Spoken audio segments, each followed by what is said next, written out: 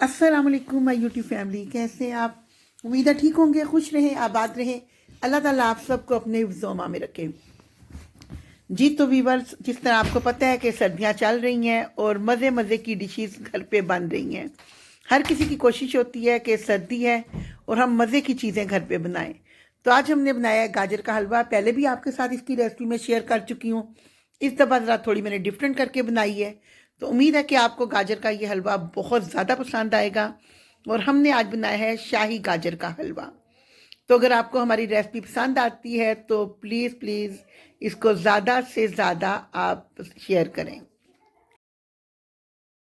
अगर आपको हमारी रेसिपीज़ अच्छी लगती हैं और अगर अभी तक आपने हमारे चैनल को सब्सक्राइब नहीं किया तो प्लीज़ हमारे चैनल को सब्सक्राइब करें और इसको ज़्यादा से ज़्यादा दोस्तों रिश्तेदारों में शेयर किया करें ताकि हमारी रेसिपीज़ ज़्यादा से ज़्यादा लोग देखें और इनसे फ़ायदा उठाएं। और अगर आपको हमारी वीडियो ज़्यादा अच्छी लगती है तो लाइक का बटन दबाना ना भूला करें। और अल्लाह ताला आपको अपने हिफ्ज़-ओ-अमान में रखे और आप भी हमारे साथ पूरा पूरा तामुन करें जिस तरह हम आपको अच्छी अच्छी वीडियोज़ देते हैं। बिस्मिल्लाहिर्रहमानिर्रहीम। शुरू अल्लाह का नाम लिख के जो नहायत मेहरबान और रहम करने वाला है। जी तो वीवर्स, यहाँ पर हमने ली हैं 4 किलो गाजरें और इसका आज हम बनाने लगे हैं गाजर का हलवा। और मुझे मंगवाए हुए भी इसको गाजरों को तकरीबन 4-5 दिन हो गए थे और ये पड़ी हुई थी। मैं रोज़ कह रही थी बनाऊं और बस वो दिन निकलते जा रहे थे और वो शॉपर से भी मैंने नहीं निकाली हुई थी ना, जिसकी वजह से थोड़ा थोड़ा इसके ऊपर से ना रुआं आ गया हुआ था। तो लेकिन अल्हम्दुलिल्लाह माशाल्लाह गाजरें हमारी फिर भी बहुत फ्रेश थी और बहुत जूसी गाजरें थी हमारी ये। तो सबसे पहले हमने गाजरों को तरीका बताएंगे। आप इस तरह पिलर की मदद से इसको पील कर सकते हैं और पील करने के बाद आपने इस तरह से साइडों से इसके जो थोड़े थोड़े गंदे किनारे होते हैं वो उतार लेने हैं और आगे से भी इसका किनारा उतार लेना है। और दूसरा तरीका ये है गाजर को पील करने का कि आप छुरी की मदद से भी इसको पील कर सकते हैं। इसके लिए आप इस तरह से छुरी की मदद से आप इसको रगड़ेंगे तो आपके जितने छिलके हैं वो सारे इजीली उतर जाएंगे। तो इसको भी हमने इसी तरह से छील लेना है। आपको जो तरीका इजी लेके आप उस तरीके से अपनी गाजरों को पील कर सकते हैं। दोनों ही तरीके अच्छे हैं। पहले हमारे बड़े छुरी की मदद से पील करते थे, अब हम पिलर की मदद से पील कर लेते हैं। मकसद एक ही होता है। तो बहरहाल बहस लंबी हो गई और अब यहाँ पे हमने इस गाजर को भी अच्छी तरह से पील कर लेना है। और पील करके ना तो इसको हम साइडों से किनारे हैं जो एक्स्ट्रा वो इसके हम उतार लेंगे।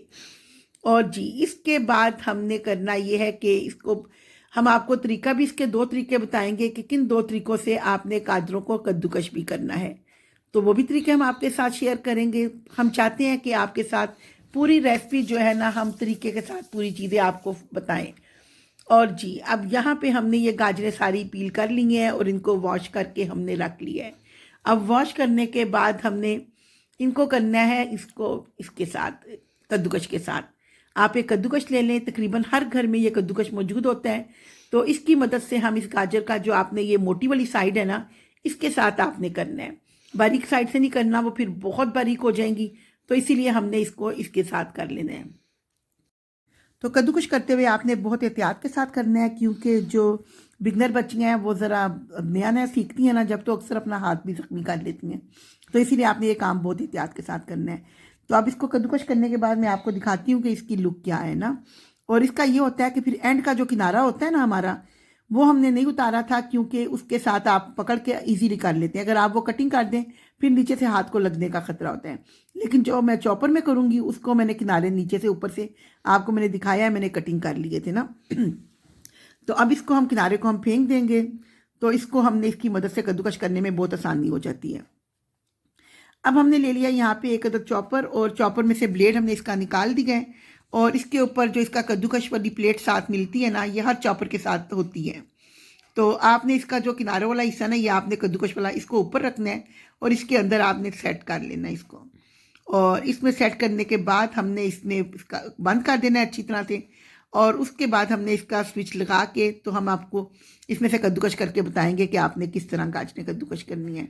आपने इजीली इस तरह की गाजर लेनी है, जो ज़्यादा मोटी है उसको 2 पीस कर लें और उसके बाद आप इसको कद्दूकश कर लें। जिनके पास कद्दू ये है चॉपर उनके लिए बहुत इजी तरीका है ना। इसके साथ बहुत जल्दी से काफ़ी ढेर सारी गाजरें आप आराम से कर लेते हैं। तो अल्लाह ताला हर किसी को हर सहूलत अता फरमाए। तो यहाँ पे जी हमारी गाजरें कद्दूकश हो रही हैं और माशाल्लाह बहुत ज़बरदस्त कद्दूकश हो रही हैं। तो इनको गाजरों को कद्दूकश करके हम आपको चेक करवाते हैं। तो यहाँ पे ये देखें माशाल्लाह अल्हम्दुलिल्लाह कितनी प्यारी सारी कद्दूकश हो गई हैं। तो अब जो बाकी रह गई हैं हम वो भी कद्दूकश सारी कर लेंगे और आपको दिखाएंगे कि इसके बाद हमने क्या करना है। तो यहाँ पे गाजरों को कद्दूकश करने के बाद हमने एक बाउल में ट्रांसफ़र कर लिया है और बाकी की भी हमने सारी गाजरें कद्दूकश कर ली हैं और इनको हमने 2 पानी से अच्छी तरह वॉश कर लेना है। यहाँ पे वॉश करने से ये होता है कि जब आप गाजर का हलवा बनाते हैं ना, उससे आपकी गाजरों में शाइन बहुत ज़बरदस्त आती है। अगर नहीं आपने ये तरीका किया तो आप करके देखें, आपको खुद ही अंदाज़ा हो जाएगा कि कितना शाइनी आपका हलवा बन के तैयार होता है। अब 2 पानी में अच्छी तरह से धोने के बाद हमने ये सारा पानी जो है ना ये ड्रेन कर लेना है और ड्रेन करने के बाद हमने इसको एक कढ़ाई में डाल लेना है। मेरे पास गाजरें यहाँ पे 4 किलो थी, तो वो सारी मेरी कढ़ाई में पूरी नहीं आई, तो मैंने पहले डाल ली जितनी इसमें इजीली आ गई हैं। अब जैसे जैसे पक के ये कम होती जाएंगी ना, तो मैं बाकी भी इसमें फिर डालती जाऊंगी। आपने हलवा पकाते हुए कोई मेहनत का काम नहीं है, कोई इसमें मुश्किल नहीं है। बस कद्दूकश अगर जिनके पास तो चॉपर है उनके लिए और भी ज़्यादा ईजी है। आपने जब चॉप कर लेनी है, वॉश करके कढ़ाई में रख दें, हल्की आग पे रखें, ये खुद ब खुद ईजीली आराम से पकती रहती है। इसको ये नहीं है कि आपने हर 5 मिनट बाद देखना है, चमचा चलाना है, ऐसा कोई मसला नहीं है।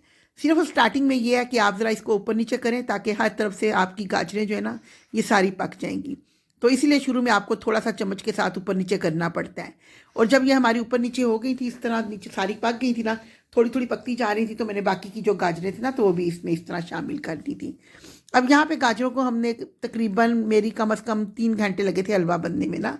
और भी बहुत तरीके हैं, आप अगर जल्दी पकाना चाहते हैं तेज़ आग पे पकाना, लेकिन देखिए जो चीज़ दम पे चीज़ पक के आती है ना वो एक अलहदा चीज़ है, वो आपकी तेज़ आंच पे वो हलवा नहीं बनेगा। और सबसे बड़ी बात जो आपको ये मैं तरीका दे रही हूँ, ये स्पेशल हलवाइयों वाला तरीका है। आप भी इस तरीके से बना के देखें ना, तो आपका हलवा बहुत ज़बरदस्त बन के तैयार होगा और बिल्कुल आपको लगेगा जिस तरह आप शादियों पे हलवा खाते हैं ना, उस तरह का हलवा आपका बन के तैयार हुआ है। तो अब यहाँ पे गाजरें काफ़ी तक नीचे हो गई थी, तो इसलिए मैंने बाकी भी अब जो इतना नरम हो चुकी थी, तो बाकी मैंने इसमें गाजरें शामिल कर दी हैं। अब सेम उसी तरीके से आपने पकानी है, जितनी आप उस हिसाब से अपनी चीज़ों का इसमें मेजरमेंट कर लें। मैंने यहाँ पे तकरीबन ना 4 किलो गाजरों का हलवा बनाया है, तो इसीलिए मुझे थोड़ी सी मुश्किल पेश आई थी कि मेरा ज़्यादा था ना। मुझे बस ये लालच थी एक दफ़ा बन जाएगा, चलो आराम से जब मर्जी खाते रहेंगे। तो फिर वो आपने जब जितना बनाना होगा तो उस हिसाब से आप अपनी सारी मेजरमेंट करें, तो आपका बहुत ज़बरदस्त बन के तैयार होगा। और सबसे बड़ी बात, इसमें मेहनत बिल्कुल भी नहीं होती ना, बस सिर्फ आपने थोड़ा बहुत ध्यान रखना है। और जैसे ही आपकी गाजरें ये पकती जाएंगी ना, तो मैं आपको दिखाऊंगी कि कितनी तक हमने पकाना है। तकरीबन मेरे 3 घंटे के करीब लग गए थे पकने में ना, तो इतना टाइम वैसे भी इजीली लग जाता है।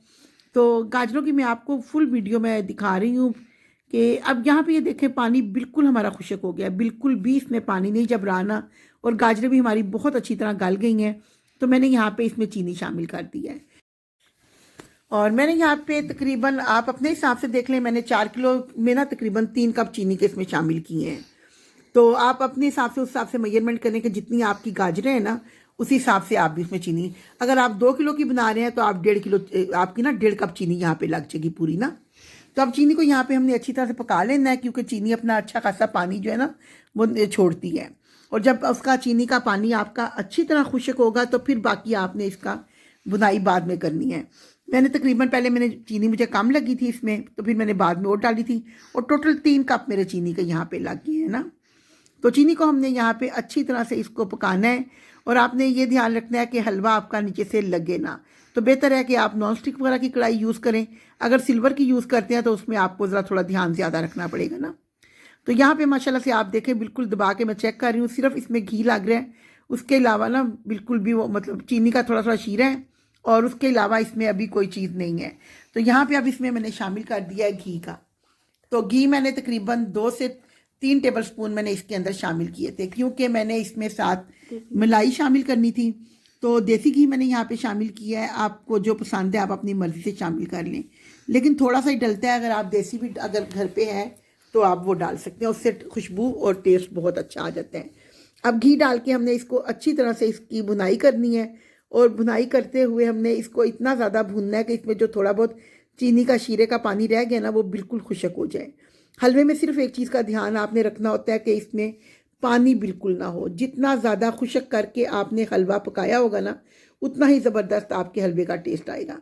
अगर ज़रा भी चीनी का या किसी चीज़ का आपके वो शुगर शीरा सा रह जाएगा ना या पानी होगा, तो आपको हलवे में मज़ा वो नहीं आएगा ना। तो यहाँ पे अब हमने मलाई शामिल कर दी है। मैंने तकरीबन यहाँ पे आधा किलो के करीब मलाई इसमें शामिल की है। घर की मलाई थी, मैंने जो घी के लिए जमा की होती है ना, तो मैं जब बनाऊँ ना हलवा तो मैं उसमें डाल लेती होती हूँ उसके साथ। इसी वजह से मैंने घी इसमें कम डाला था। अगर आपने मलाई शामिल नहीं करनी तो यहाँ पे आप कम से कम 100 ग्राम घी लाजमी इसमें डालेंगे।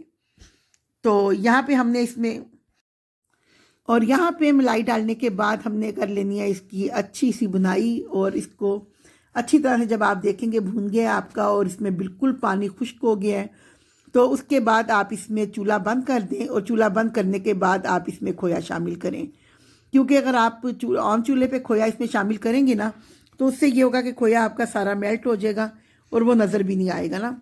तो इसलिए आपने पहले फ्लेम ऑफ करना है, उसके बाद आपने खोया इसमें शामिल करना है। और यहाँ पे साथ दूसरे चूल्हे पे हमने बादाम रखे हुए हैं। आपको जब जल्दी है और आपने बादामों के छिलके रात को में मतलब नहीं भिगो के रखे तो आप 2-3 बॉयल देंगे तो आपके बादामों के छिलके आराम से उतर जाएंगे। ये भी आपको मैं एक टिप दे रही हूँ जिससे आपके बहुत जल्दी आप बादाम अपने छील लेंगे और छिलके उतार लेंगे। तो दूसरे चूल्हे पे अब हमारे ड्राई फ्रूट्स भी तैयार हो गए हैं, बादाम हमने तैयार कर लिए छील के। और अब हम इसमें शामिल कर देंगे अपने ड्राई फ्रूट, जिसमें से हमने बादाम लिए हैं, काजू लिए हैं, पिस्ता लिए हैं। ये सारी चीज़ें हमने इसके अंदर शामिल कर देनी है। तो ड्राई फ्रूट इसमें शामिल करने के बाद इसको हम अच्छी तरह से इसकी कर लेंगे मिक्सिंग। और कुछ ड्राई फ्रूट हमने बचा भी लिया है जो कि हमने बाद में इसको इस्तेमाल करेंगे। और यहाँ पे हमने लिया है खोया। खोया हमारा इतना ज़बरदस्त बन के तैयार हुआ था। अगर आपको हमारा ये खोया अच्छा लग रहा है तो आप हमें कमेंट्स में बताएं। अगर आपको इसकी रेसिपी चाहिए तो मैं ज़रूर आपको इसकी रेसिपी दूंगी। इतनी ज़बरदस्त ये रेसिपी है ना कि यकीन करें, आप जब घर पे खोया बना के डालेंगे ना तो आपको पता चल जाएगा कि बाज़ार के खोए में और घर के खोए में क्या फ़र्क है। बिल्कुल केमिकल से पाक और ज़बरदस्त खालिश दूध का खोया।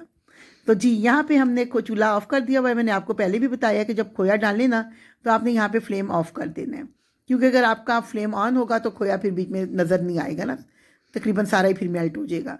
तो अब जी यहाँ पे माशाल्लाह अल्हम्दुलिल्लाह हमारा ज़बरदस्त सा हलवा बन के हो गया तैयार। तो इसको अब हम करेंगे डिश आउट और आपको निकाल के दिखाएंगे अपने प्यारे से बाउल में। तो यहाँ पे जी हमने यहाँ पे इसको बाउल में निकाला है। और माशाल्लाह अल्हम्दुलिल्लाह, जिस तरह मैंने आपको कहा था ना कि आप जब आप गाजरें पानी में वॉश करते हैं तो उससे ये फ़ायदा होता है कि इसकी शाइन बहुत ज़बरदस्त आती है। तो आप ख़ुद भी गजरेले की इसकी हलवे की लुक अगर चेक करें तो आप नोटिस कर रहे होंगे कि इसकी शाइन कितनी ज़बरदस्त लग रही है ना। तो अगर आपको भी इस तरह का शाइनी सा मज़ेदार सा हलवा चाहिए तो आप इस रेसिपी को ज़रूर ट्राई करें। और इसके साथ ही मैं आपको गजरेले की रेसिपी भी दे चुकी हूँ, डिस्क्रिप्शन में मैं उसका आपको लिंक दे दूँगी। तो अल्लाह ताला हर किसी का दस्तरखान रिज़्क़ हिलाल से भरा रखे और सेहत तंदुरुस्ती और ज़िंदगी के साथ अपनी हर नेमत खानी नसीब फरमाए।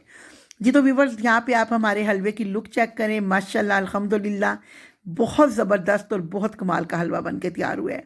और ये सिर्फ देखने की हद तक नहीं है, खाने में भी बहुत मज़े का बन के तैयार हुआ है। तो आप इस रेसिपी को ज़रूर ट्राई करें, अपना फ़ीडबैक दें। तो इसी के साथ अपना व्लॉग हम ख़त्म करते हैं। दुआओं में याद रखिएगा। अल्लाह हाफिज़।